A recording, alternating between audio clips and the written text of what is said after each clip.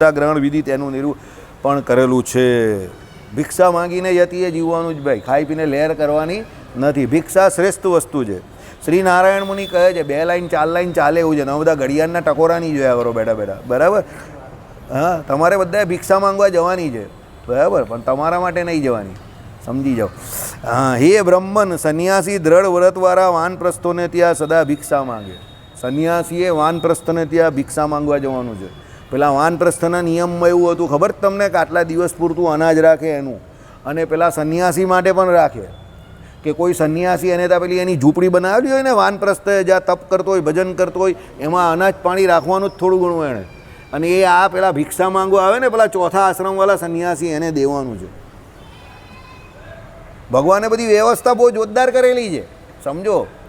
એક એક આશ્રમ થકી બીજા આશ્રમનું પોષણ થયા કરે એ પ્રમાણે, સમજી ગયા? ચાલો.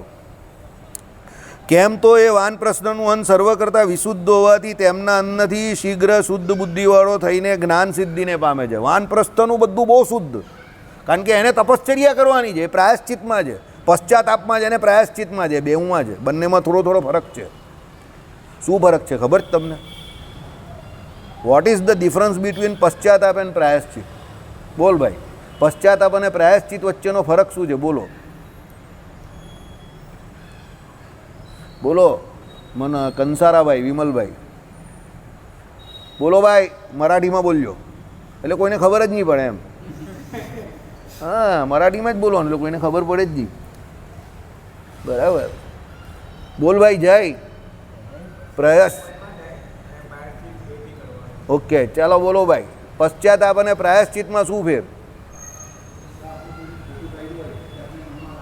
હા, એ શું છે? તમારે જ બોલવાનું છે. બોલો. બરાબર જાય છે, બરાબર જાય છે, ચિંતા કરવાની કોઈ જરૂર નહીં. લાઈન બરાબર પકડી છે, લાઈન પહેરો.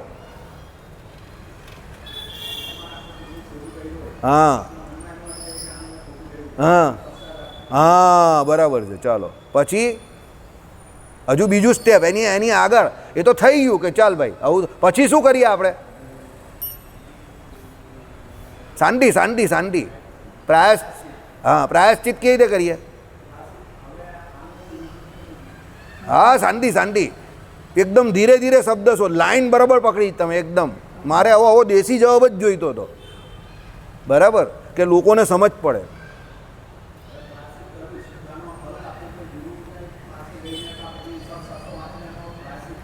હા, બરાબર બહુ બરાબર બોલ્યો એ ભાઈએ. એના પ્રયત્ન પ્રમાણે બહુ સારો કર્યો, જવાબ બહુ સારો આપ્યો. મારે આવો દેશી જવાબ જ જોઈતો હતો. ચાલો આપણે હજુ એને સારી રીતે સમજીએ.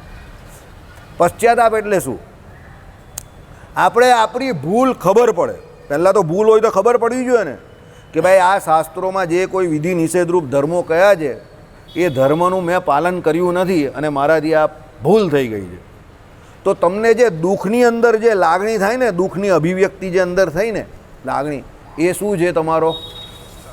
એ પશ્ચાતાપ છે, બરાબર?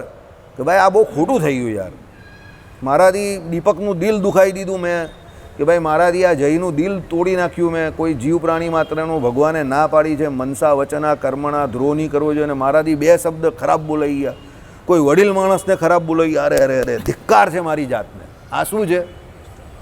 પશ્ચાતાપ છે.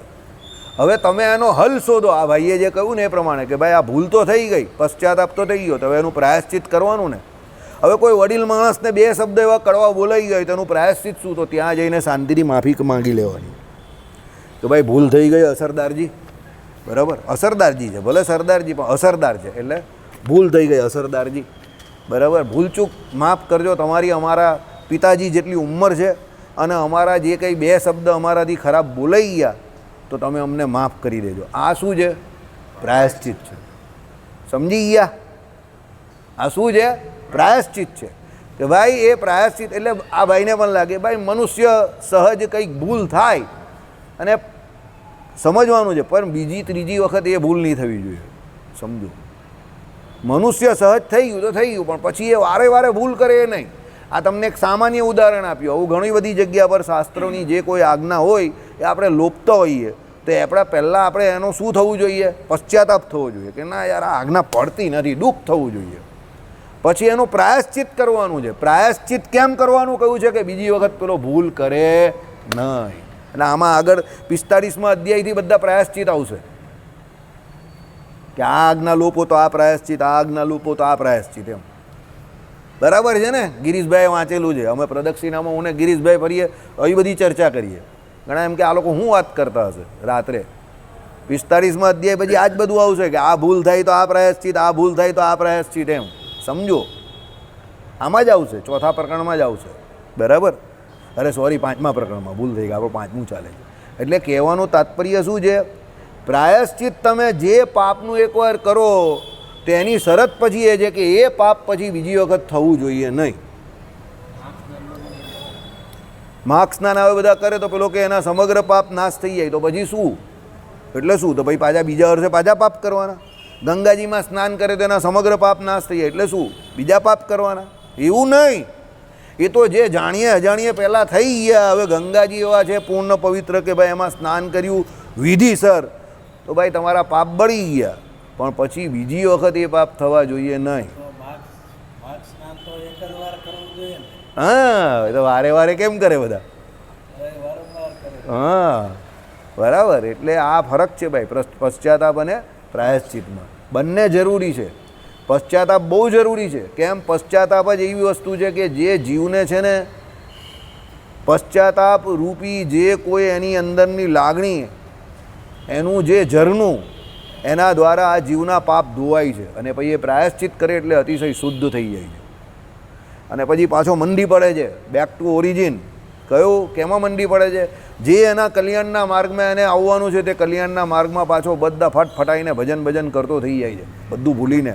મહારાજે કહ્યું એ પ્રમાણે પછી વાસના જેવું કંઈ હતું જ નહીં, એ તો સ્વપ્ન માત્ર હતું. એમ કરીને વાસના જ્યારે નિર્મૂળ થઈ જાય ત્યારે એને એટલો બધો વિશ્વાસ થઈ જાય, આત્મવિશ્વાસ આવી જાય કે મને કોઈ દિવસ વાસના જેવું હતું જ નહીં. એ તો રાત્રે સ્વપ્ન જોયું હોય ને સવારે ઉઠે એટલે કહો સ્વપ્ન ભૂલી જાય, એમ બધી વાસના ભૂલી જાય.